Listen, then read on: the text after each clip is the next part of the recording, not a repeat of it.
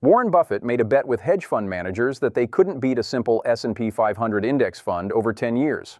He won, proving that expensive, actively managed funds can't consistently beat low-cost ETFs.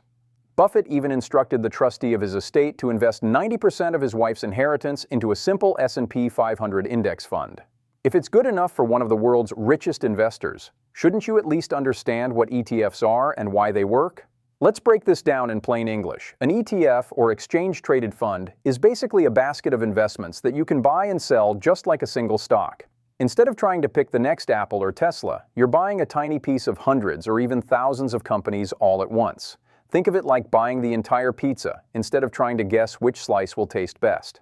Here's what makes ETFs brilliant. When you buy a share of an S&P 500 ETF, you're instantly investing in the 500 largest companies in America. That means you own a piece of Apple, Microsoft, Amazon, Google, Tesla, and 495 other major corporations with a single purchase. You get instant diversification without needing millions of dollars or spending hours researching individual companies. Let's talk real numbers because that's what matters. The Vanguard S&P 500 ETF, ticker symbol VOO, has an expense ratio of just 0.03%.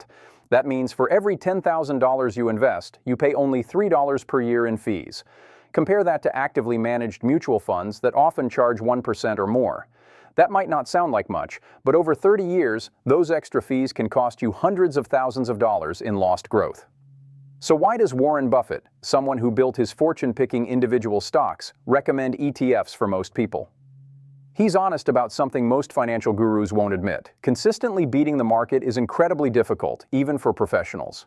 Studies show that over 90% of actively managed funds fail to beat their benchmark index over 15-year periods. You're paying higher fees for worse performance. Buffett explains it perfectly. He says most investors, including institutional investors like pension funds, should simply own a cross-section of businesses. The goal isn't to find needles in a haystack. The goal is to own the entire haystack. When you own an S&P 500 ETF, you're betting on the American economy continuing to grow over time, which historically has been an excellent bet. Let me show you the wealth-building potential with actual numbers. If you invest $500 per month into an S&P 500 ETF starting at age 30, assuming the historical average return of about 10% annually, you'd have approximately $1.1 million by age 60. That's from just investing the equivalent of skipping daily takeout coffee and lunch. If you started at 25 instead, that same $500 per month becomes over $1.5 million by 60. Now let's get specific about which ETFs you might consider. The three most popular S&P 500 ETFs are VOO from Vanguard, with a 0.03% expense ratio, IVV from iShares also at 0.03%, and SPY from State Street at 0.0945%. All three track the same index, so your returns will be nearly identical. SPY is the most heavily traded, which means it has the most liquidity, if that matters to you. But for long-term investors, VOO or IVV are slightly cheaper. Here's your action plan to start today. First, open a brokerage account if you don't have one. Platforms like Fidelity, Charles Schwab, and Vanguard offer commission-free ETF trading.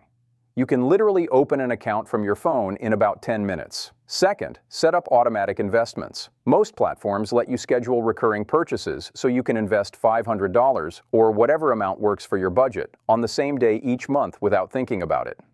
This brings us to dollar cost averaging, which is a fancy term for a simple concept: investing the same amount regularly, regardless of whether the market is up or down. When prices are high, your money buys fewer shares. When prices are low, it buys more.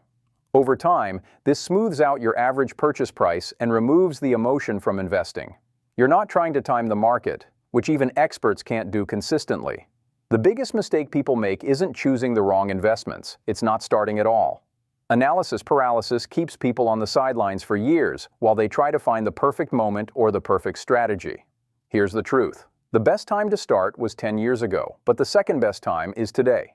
Every month you delay is compound growth you'll never get back. Warren Buffett's advice isn't flashy or complicated, and that's exactly why it works. Buy low-cost index ETFs, invest consistently, ignore the noise, and let compound growth do the heavy lifting. You don't need to become a financial expert. You don't need to watch CNBC every day. You just need to start, stay consistent, and give your money time to grow. The wealthiest investor in history is telling you the secret. The question is, will you listen and take action?